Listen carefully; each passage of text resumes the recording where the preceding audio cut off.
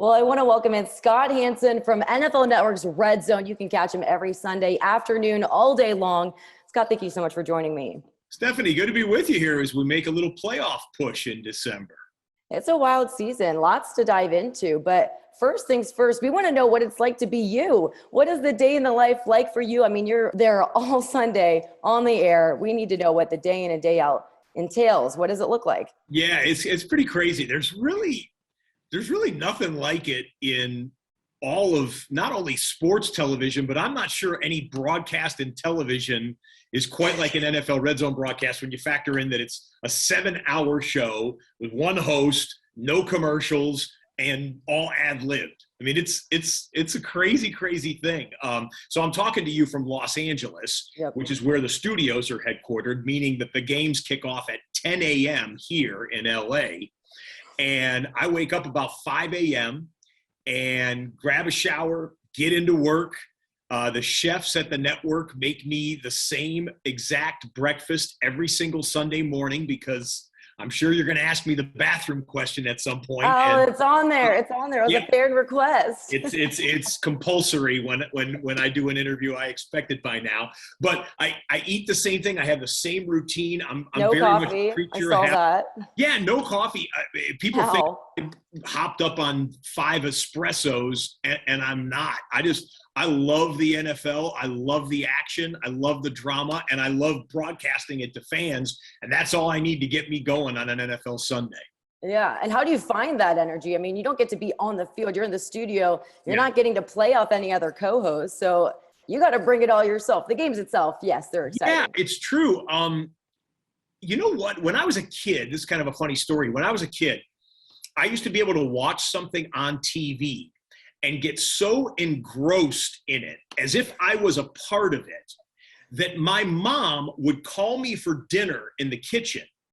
Scott, dinner's ready. And I wouldn't respond. Like, not that I was ignoring her, but like I literally didn't even hear her voice. And she had this happen multiple times, and she got so upset. She took me to a hearing doctor. Wow. My hearing was bad. And then I went to the hearing doctor, and I passed every test. And the doctor was like, well, when does this happen? He's like, when he's watching TV. And what they figured out is I was so engrossed in the television. I was so focused on what I was watching that everything else in the world kind of melted away. Well, that story maybe coincides with, like you said, I'm not around fans, 70,000 people screaming when there's a 50-yard touchdown. I'm not, at a stadium in that atmosphere. I can look at a piece of glass, or in my case, 8 or 9 pieces of glass with 8 or 9 televisions on, and feel like I'm in there in the moment, and hopefully transmit that type of enthusiasm to our audience. Mm-hmm. But you also have the producers in your ear. Do you get the tunnel vision there too, or is that selective hearing? No. Well, if you had them on your show, they might say hearing. But they're great. No, Brian Nettles, Alan Flowers, McEnroe Francis, our producers, they're tremendous at the constant communication is going back and forth. I talk to them. Sometimes on the air, you can hear me talking. Yeah. They're always talking to me. And then when my mic is clipped and we're listening to the play-by-play announcers in the stadium, I'll be talking to them about, okay, I know we're on the Falcons right now, but take a look at the Cowboys. They're getting close to the red zone. And remember that the Saints are first and goal from the 5, but they're in commercials, so we got to get there immediately. Like, we're always making value-based decisions, and those values change second by second based on it's 1st and 10. It's 4th and 1. It's a punt coming up. It's a Hail Mary pass attempt, and it's a thrill ride. Like I said, there's really nothing like it on TV, I don't think. Mm-hmm.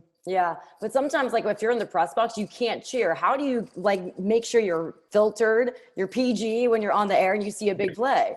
Yeah, well, okay. It comes with time. Can't cheer, but I don't have those same rules. But I root for good football, dramatic football, and maybe even particularly great offensive football, a crisp 1-minute drill to get a team in field goal range with no timeouts to tie the game or win it.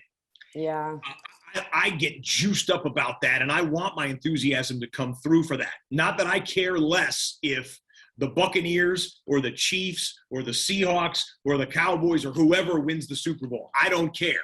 But I want good football, dramatic football that we can have that shared experience with, from the hosting role to the Red Zone audiences at home.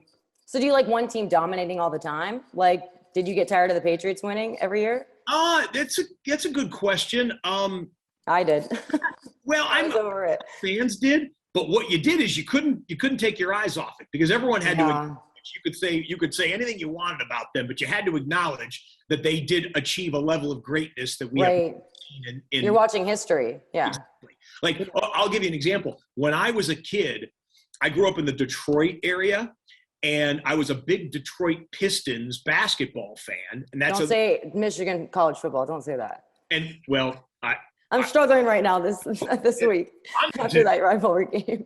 Well, but the Pistons story is interesting. So I was a Bad Boys Pistons fan. So the Bad Boys won their championships back to back, and then they diminished when and how, when this kid named Michael Jordan became the greatest player on the planet.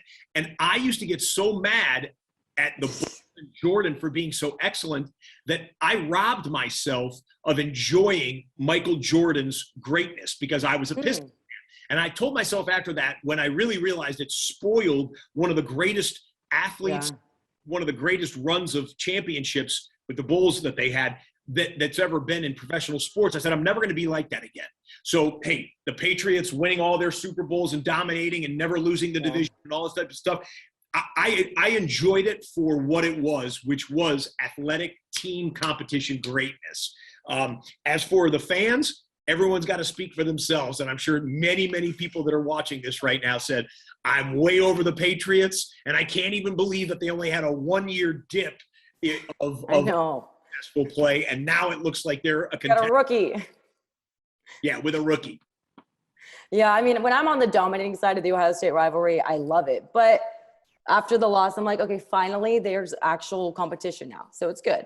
Yeah, so you don't want me to tell you that I grew up with season tickets to Michigan football games. And my first fandom moments as a football fan were my dad taking me to the big house with 110,000 screaming Wolverine fans on fall Sundays or fall Saturdays, and in particular, usually the last Saturday in November when a certain team from Columbus would roll into town. You don't want me to tell you that that's part of my biography. No, you respect the rivalry. I'll take it. No, it is. It's great. And it's great to see that it could be back now that Michigan finally won. Yes. Yeah. I will root for that team up north. We don't even like to say their name, but I will root for them if they're not playing Ohio State, because it's good for the conference. It's good for the rivalry. Yep. So, I'm upset about it, but I'm not getting beat up. So, but I do want to know, you've been asked this question several times. I do think of it like an episode of Grey's Anatomy where Dr. Yang had to wear a diaper to stay in surgery for so long. I'm not anticipating you saying that, but how do you do it? How do you stay on for so long and maintain bodily fluids? Yeah. So it's the $1 million question. I get asked it almost every day of my life. And I lean into it at this point, right? My fantasy football team name is the Iron Bladders. Oh, jeez. I embrace it. I'm like, I studied at the best broadcasting school in the country, Syracuse University. Of course, I'm biased. That's my opinion. I did well in school, have worked my way up through the business, hopefully have a pretty good level of talent that I've honed through the years. But if my career is boiled down to the man with the most bladder integrity in the United States, I can live with it. I'll take it. And the truth is, I do not go to the bathroom for all 7 hours. In fact, longer than 7 hours. Yep. When you guys are watching the countdown clock, the 5-minute countdown clock that starts RedZone, I'm in the bathroom at that time during the 5-minute countdown clock, handling business. And then boom, I'm back in the studio and it's mind over matter. I dehydrate myself on Sunday mornings. When I have that breakfast I was telling you about, that's at 6:45 a.m. And I will not eat or drink anything else from 6:45 all the way up until kickoffs at 10 a.m. and then all the way through the late window, which ends around 5 p.m. And now I'm so trained to not have to go. Honestly, Stephanie, I'll come home back to my place here in LA and I'll sit on the couch, turn on football, and I won't go to the bathroom until halftime of Sunday night football afterwards, which is just crazy. It's just I don't think I've ever made it to a halftime on the field without having to go to the bathroom at halftime. Yeah. And it's like a mad dash, and that's one game. It's good to know that as talented as you are, you can never fill in for me on NFL RedZone if you don't have. Well, I'd have to, like, it sounds like you're training for this. It's like a telethon or like a triathlon, like whatever. You're like physically training for your Sundays. Yeah, well, a funny story is you mentioned the Grey's Anatomy thing. I had someone come up to me. It was at a Super Bowl 2 or 3 years ago. And I'm at the Super Bowl, and it wasn't during the game. It was like during Super Bowl week, and a fan comes up to me, and he's like, "Hey, Scott, love RedZone." "Oh, thanks." He says, "Is it true you don't go to the bathroom?" And I go, "Yeah, that's true." He goes, "Well, I'm a surgeon." And whatever type of surgeon he was, he said, "I scrub in for surgery, and I might be in the operating room for 5, 6, 7 hours. And if I ever have to leave to go to the bathroom, I have to scrub back in again, toe, and I don't like doing that." So he's like, "I hold it. I don't go." And he's like, "Don't let anyone tell you that it's bad he's like, "Your bladder is basically a muscle. Yeah. You train it to, perform a certain way. Dogs do it. Be fine." And so I feel like I've got a surgeon's. I wish I remember the doctor's name, because I feel like I have a surgeon's permission. If you're him, tell us. Yeah, exactly. If you're out there, tell us. Or hit me up on social media. You'll remember the conversation at Super Bowl. But yeah, so it's just like, whatever, I roll with it. And now it's kind of what my calling card is. And I just kind of laugh at it. Yeah. I feel like you need to be like your brand should be like you should have like a sponsorship with Depends or something, or people should start signing diapers or something. I've heard, yeah, sponsorship with Depends. I've heard that my seat in the studio is actually a toilet. Oh boy. I've heard, do you have a stadium pal? If you know what that is, and oh gosh, and whatnot. And nope, the reality is a little dehydration and power, and I get through all 7 hours. Well, I guess you also get like into a zone. Like whenever I'm like on air, I'm just like tunnel vision. And you're not thinking about stuff outside. Like a ball could be coming on my face and I'm just focused on what I'm saying. Exactly. And the reality is I could take a bathroom break. It's not like I'm you have time to do it. They could find a spot where, hey, it's 1st and 10 here. Hopefully they run and they get another first down, and we'll stay on this drive for a couple plays, go right across the hall and use the facilities. But the problem is, like you said, I'm in the zone. I've got my IFB in, my earpiece. Yeah. And if I say, "Hey guys, I got to go to the bathroom," and I leave, I am convinced, and that's why they'll hear it. I'm convinced that I will hear, whatever. Saquon Barkley breaks away for an 80-yard touchdown, hurdles 3 defenders and stiff arms a man at the goal line, and somersaults into the end zone for the greatest touchdown ever. And I will have missed it.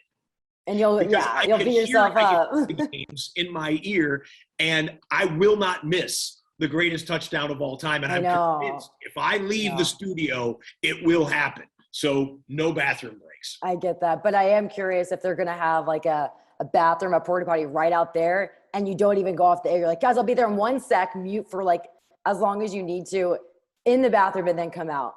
I don't doubt that maybe that will happen in the future. They're doing everything these days. You know what? All kinds of pitfalls are laid out before us, but we value our profession and our service to the audience so much. Hopefully nothing like a disaster scenario ever ends up happening. Very true. But heading into week 13, I want to dive into where some teams are at, because there's a few struggling. Dan Campbell's first year with the Lions has been so rough. They don't have a single win. They have a tie. But do you think that they will go an entire season winless? The remaining games, Minnesota, Denver, Arizona, Atlanta, Green Bay, there's some teams that will probably make it hard for them. It's getting dicey. I think they're an anomaly over team, because in many games. First of all, they ought to already have a win. The Baltimore Ravens game was just absolutely absurd how that fourth quarter unraveled. The first Minnesota Vikings game, they were leading and were leading until the final play of the game, which was a Vikings game-winning kick. They've had their hearts ripped out of their chests so many times. And Dan Campbell, he goes up to the post-game podium and he's like, proud of the way the guys fought and stuff. A lot of times that's not just coach speech. The Lions have been competitive. So I don't think they're a rubbish team that's like they're going to get slapped around by 21 points every time they go out there. But the later it gets, the harder it is for guys, even trained professional athletes, to ratchet up the intensity that is required to win an NFL football game on a Sunday. And I think if they get into the last month of the season, the last 4 weeks, and still don't have one, it might not happen for them. And that'll be really sad. But it won't be 0 for 17. They will not have that distinction because of the tie. So. Yeah. There's a couple coaches who are struggling. I mean, Urban Meyer in his first year, not looking the way, well, you go into a tough system, it might take time, but Matt Nagy, been around, had a couple years to give this thing a shot. Who do you think has the most hot seat they need to worry about? Which coach needs to be worried about getting let go? People in Chicago that are watching this would certainly say that their guy, he's been around for a while now. I don't think Matt Nagy is the problem, but I know the NFL well enough to know that you can't fire the players all the time. So you look at the head coach. And assuming that the Bears don't have some kind of a miraculous run at the end of the season and make the postseason, I wouldn't be surprised if they were in the coach market next year. Urban's got some slack to play with right now. Obviously, he's had missteps on the field and off this season. I'm a little surprised we haven't seen more out of the Jags, and I'm a little surprised we haven't seen more specifically out of Trevor Lawrence, to be honest with you. Right. I told my guys in the studio on RedZone the other day, off camera, that the thing about Lawrence is he came in as like the can't miss kid, but I don't even mind that they're a losing team and they're going to have a losing record and they're getting smashed. But out of the number one pick in the draft, especially a quarterback, I need to see at the end of the year, if you put a highlight reel of his 10 best plays together, 8 of those should be, that's why he was taken number one. Whoa. Hey, they lost that game 35-14, but that throw right there is why he was the number one pick. And I got to be honest, if I put together Trevor Lawrence's 10 best plays of the year right now as we speak, I'm not sure there's more than 1 or 2 like jaw dropping, like, oh boy, there it is right there. There's the reason he was taken number one. I need to see some more out of him. And it's not just the fact that he's dealing with the speed and the sophistication of NFL defenses now. Every once in a while, you got to make a throw that just makes everyone go, future's in good hands. Yeah. You'll figure out the rest, but that type of talent is there. And out of the Jags and out of Lawrence, I have not seen that type of amazing play yet. Yeah, it hasn't been explosive. I mean, I covered him in college. He made big plays, even on the ground, running in a big one against Ohio State in the Fiesta Bowl. I mean, he made big moves. It's a big jump, but he had resources in Clemson too. But I mean, yeah, I am curious about how it hasn't been as explosive as you would think. Like trying to think of a big play he's had in the NFL is a bit tough. But one quarterback who's doing a good job that we have seen several times, Aaron Rodgers. He's, they're on a bye right now. They had there with 9-3, looking good, battling a ton of injuries. So this bye week came way too late for them. But only Arizona has a better record with 9-2. So you could consider Kingsbury. But do you think that anyone is more deserving of Coach of the Year right now other than Matt LaFleur? Yeah, LaFleur is unbelievable when you think about his record. Now, I think he stepped in to a scenario with a built-in MVP, perennial MVP candidate, and people haven't given him the credit that he deserves. I mean, the dude's, this is his 3rd season. He's won the division title every year. He's been a play or two away from the Super Bowl. He's never lost back-to-back games in all 3 seasons. And obviously they've had losses, but he's always had his team bounce back. So absolutely, Matt LaFleur is one of the elite coaches this season. And I think even though he's still a young guy without a lot of seasons under his belt, he might be one of the better coaches in the NFL. And I think it's time to put some respect on it. It's interesting you mentioned Kliff Kingsbury and the Cardinals as well, because if those two and maybe Tampa Bay, and you could maybe put the Cowboys there, and we could still have some teams in wild card position jump back up. But let's just say it's Green Bay and Arizona. How crucial is every game coming down the line? Because A, only one team gets the bye in the NFC. And B, what's the difference between playing a game in Arizona in mid-January and playing a game in Lambeau? Yes. At Lambeau in mid-January. Yeah. So the Cardinal fans that are watching this, Packer fans that are watching this, you already know the critical nature of the playoff push. But I think even more so this year, when you think that Lambeau could be the place where teams would have to go through. Although the Buccaneers did it last year. So. Yep. Very disappointing game for the Cowboys. We saw the fans get devastated. And, do you think that they really have what it takes to hold off the Eagles, the Washington football team? There's other teams making a run. Do you think the Cowboys can stay in it and close it out and make it to the playoffs this season? I definitely think they can close out the division. They still have a solid lead in the division. But we've in a couple of breaths, some weeks have called the Cowboys Super Bowl contenders. Yeah.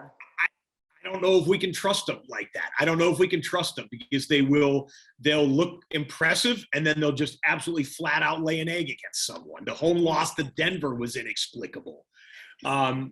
So yeah, I don't know. As we talk right now, we've got the Cowboys playing in the Superdome on NFL Network later tonight, and I want to see it. They better beat the Saints, as bashed as the Saints are injury wise. They had better take care of business, even though it's in the Superdome.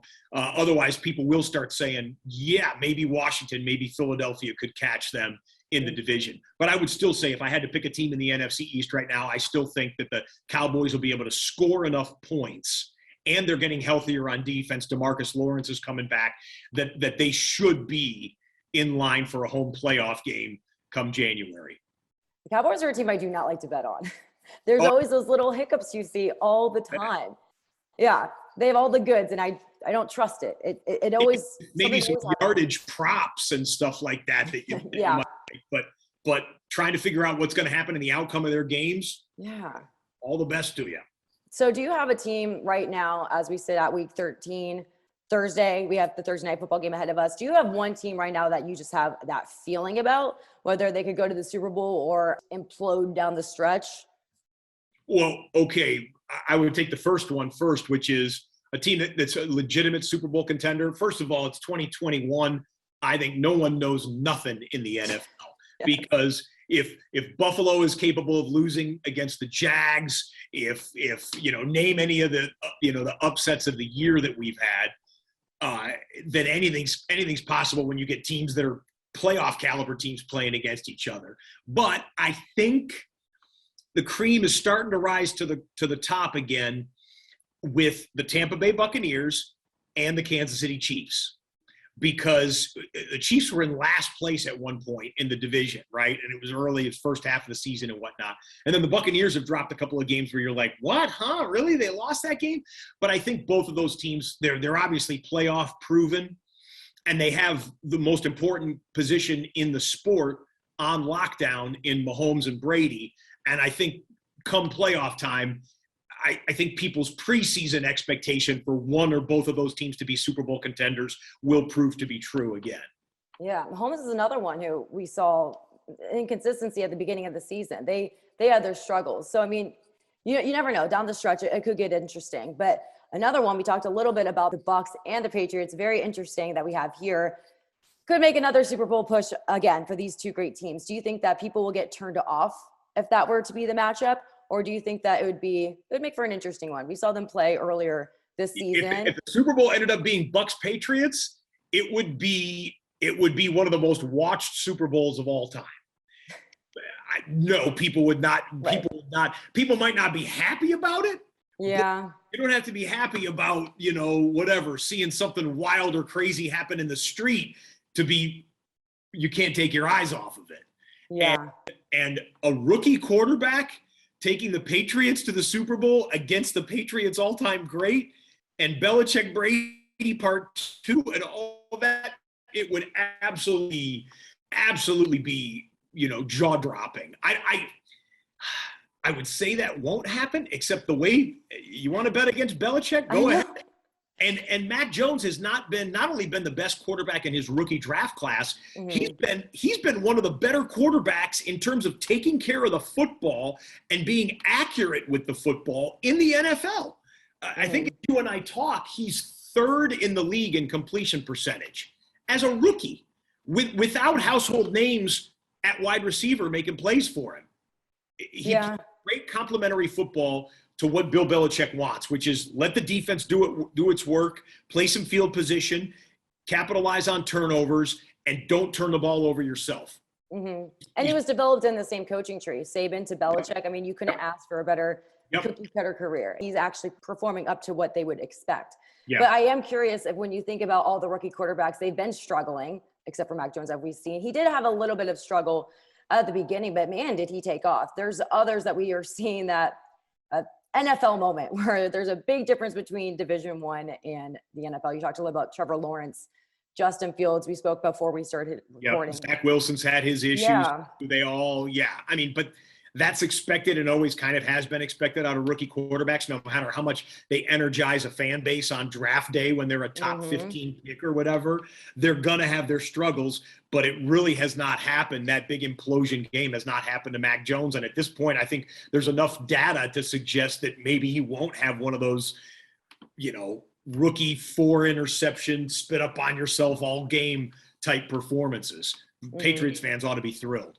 Which one of the rookie quarterbacks do you have the most concern with versus which one you think could, have a better season after they start to get more reps and get more developed in their career? I mean, sometimes it's just a tough system, but who has the most upside versus who has a lot to worry about? We put Mac Jones aside. Yeah, right. I think Zach Wilson has made some plays, going back to what I told you before about what I like to see in a rookie starting quarterback who's the franchise guy from the day he walks in the door. I don't need him to go 10-6 or this year 10-7. I don't need him to do that. I don't need him to throw for 350 yards a game. I need to see ability, choices, arm talent, maybe some mobility that here and there that makes you go, that's why this guy will be a franchise NFL quarterback. And I've seen a couple throws like that out of Zach Wilson. We've also seen some 4 interception games out of Zach Wilson too. But in terms of if I would encourage a fan base, hey, there's plenty of hope. He's got to get a full NFL offseason and into the second year. Zach Wilson, I do like. And I think all of them have reason. You could put in Fields in there. You could put Lawrence in there as well. I think all of them have reason to think that they might have a franchise quarterback. But Zach Wilson's shown me a couple of things where I'm like, okay, that's why he was the number 2 player. Let's see when he gets a little more experience. I think that fan base would greatly appreciate that. Yeah. We're going through to 14 seasons here with the Steelers, and Mike Tomlin has never had a losing record. They're 5-5 right now. They have the Vikings, the Browns, the Chiefs, the Ravens twice as the remaining games. And can you envision that there might be a losing record for Mike Tomlin this year? Or do you think he may even have to consider them making a change? I think if they made a change, they'd be making a mistake. Mike Tomlin has proven enough in the NFL that he is one of the top 5 coaches in the NFL. And you could probably argue maybe even higher than that. You don't change the coach to make yourself feel better. Change the coach to make the team better. Ooh, I love that. That's good. And college football fans need to hear that more than anyone. Okay. We're currently going through a coaching carousel right now. Jim Harbaugh last year, and now he's coaching in the Big Ten championship. Good point. And going to the playoff if they win that one. So if you look at Big Ben is at the end of his career, predicting the next question. They got to figure out the quarterback thing. It ain't Mike Tomlin's problem, and I'm not saying it's all Big Ben's problem, but Big Ben has already played his best football, it would appear. So I think even if the Steelers ended up with a losing record, they'd be making a big mistake, and Mike Tomlin would be unemployed for all of the length of this sentence I'm saying right now, because teams would fight over themselves to get Mike Tomlin in their program. Yeah, Roethlisberger hasn't said he's going to retire, but we can anticipate the end is near. Yeah. When you're looking at the quarterbacks and maybe where there might be openings, can you give us a power ranking of the 4 high-profile quarterbacks between Deshaun Watson, Aaron Rodgers, Russell Wilson, and Jimmy Garoppolo, where they could go in this offseason in terms of appeal to a new team, and where do you see them playing in the 2022 season?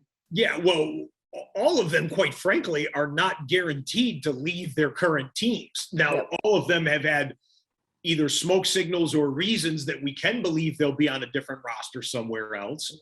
Deshaun Watson's got to get the off the field stuff. If he gets the off the field stuff taken care of one way or another, and we know all the sordid details of that, he'll be on a roster immediately. But then the Texans might say, look at dude, we're not even if all the legal stuff was taken care of, the Texans might not say, we're going to give you your request to go play somewhere else and trade you, because they want to get as much value as they can. And they've got enough money and resources already committed to him that they would be like, no, you're playing in the NFL. You're playing right here in Houston, where we drafted you to be a franchise quarterback. Yeah. And I think that if Pete Carroll leaves Seattle, which I think is a possibility, because it doesn't look like they're going to the playoffs, and I think that time might be winding down there, then I think Russell maybe reasserts his desire to go and find a team to finish out his career with. So it wouldn't be surprised me. Aaron Rodgers is a complete wild card. I think his emotions and his mind and his communication about what he wants to do changes from week to week. So I don't necessarily know if that would be it, but it wouldn't surprise me there as well. And then Jimmy Garoppolo, Jimmy Garoppolo is a starting quarterback, and Trey Lance hasn't exactly shown those top 10 moments that I've said before that I want to see, to know, the Niners' second-year Trey Lance is 100% the quarterback, and Jimmy Garoppolo out the door, thanks for playing. I'm not so sure that's the case just yet. So a lot of football to be played to get to that point, and then a lot of off-season discussions as to where these guys may or may not go, and if they even do go anywhere. I'll say this. The draft class of rookie quarterbacks, this upcoming draft class, there are no slam dunk superstars that will be taken 1, 2, or 3, most likely. So therefore, if you're in the quarterback market in the NFL, you might be looking to franchises that have a disgruntled quarterback to try and land what you hope is your guy. Do you see any of those higher?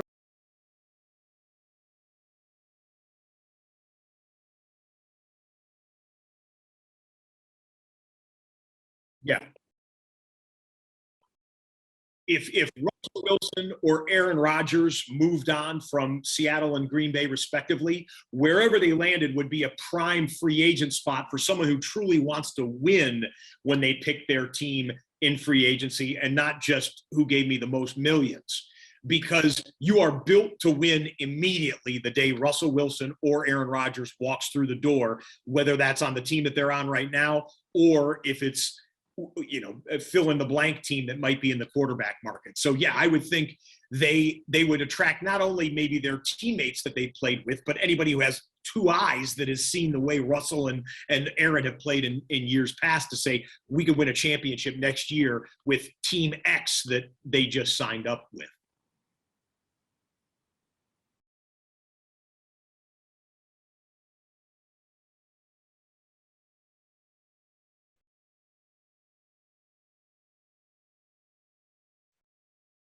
Yeah, I'm not so sure it will happen this year. Their defense has been letting them down.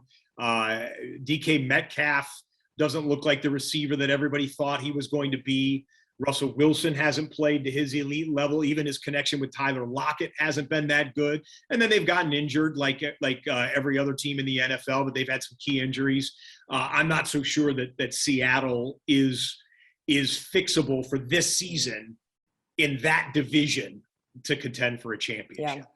Yeah. I got time for one more if you're ready, though, Steph, if you want to do. Well, I got to all of it. The last one I was curious to see is, who would you take for going to the Super Bowl this year? Changes, but I know it's tough. If I'm just trying to think who's going to get the number one seeds, because once you get that number 1 seed locked in, I'm not sure someone's going to go to Buffalo in late January and win the AFC playoff game against the Bills. with Full House and whatnot. But let me keep it vanilla. Yep. Let me be boring on you. Give me a Super Bowl rematch. Give me Kansas City figuring it out, tightening up the turnovers. If they do that and get a little bit better defense, I could see them going back. And then the Buccaneers. You want to bet against the old man? Go ahead. I knew that was coming. We'll all be surprised. Everybody who bets against him, some year you're going to be right. But everybody that bets with him, you're going to be right more often than not. And more cash in your pocket. Yeah. Scott, thank you so much for joining me. You can catch him on NFL Network, RedZone all Sundays, or follow him at Scott Hanson on Twitter. I appreciate it so much. It's good talking to you. Stephanie, great to be with you as well. Thanks. Have a good one.